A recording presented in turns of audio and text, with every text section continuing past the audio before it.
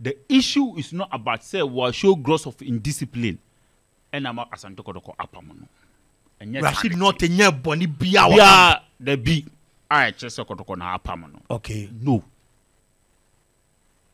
Nemum, as we speak, there is a process going on. The two parties will part away.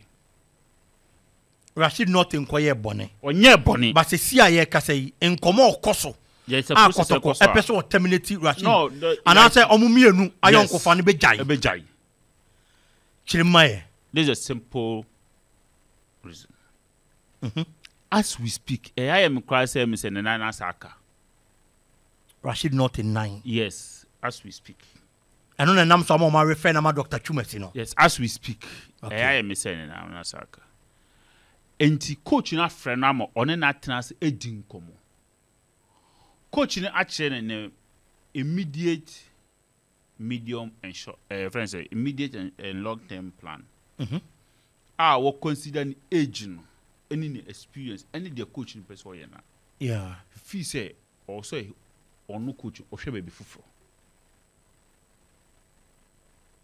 By nyina probably me gidi say na no injury no said I recurring. No so back to come say about the third time or second time. I think about third time. Third time I won injury. So could the coach has in less than a year. In less than a year. The coach has put all those things into together. And now Ofi say they have to mutually understand each other. While sharing the reasons. Boy na dase. And the boy is happy with the decision. Okay. Okay. The boy is happy with the decision. So they will be moving on. So Bibian society there, they make in the BC. Sashay and Sasa. They make in the BC. Barring any last minute change. So they are now going to start the negotiation of parting off. Okay.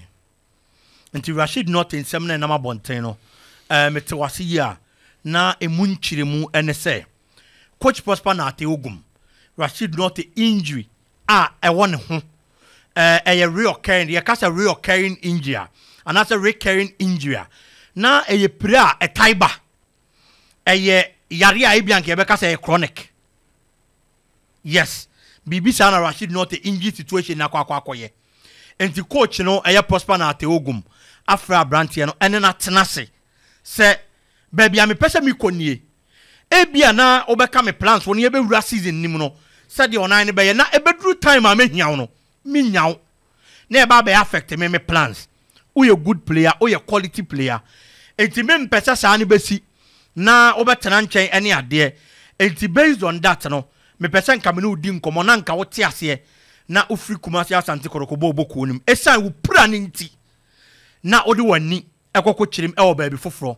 Anasa obetena fie so no wa treat ama wato completely na afi wakopeti mfoforo so akwa si akan a anke beboa wo player no na aboa Kumasi Asante Kotoko boku no eti enyesa Rashid Nortey akoshow ni amon hosem ana wakodan suban boni bi adi e de ache Kumasi Asante Kotoko coach e wo eye pre-season camp e wo beposo na emom abrantie ni pra e wo ne hunti ana mpanyifo pese omo ne party ways na ordinary e chere team foforo Oni mesamu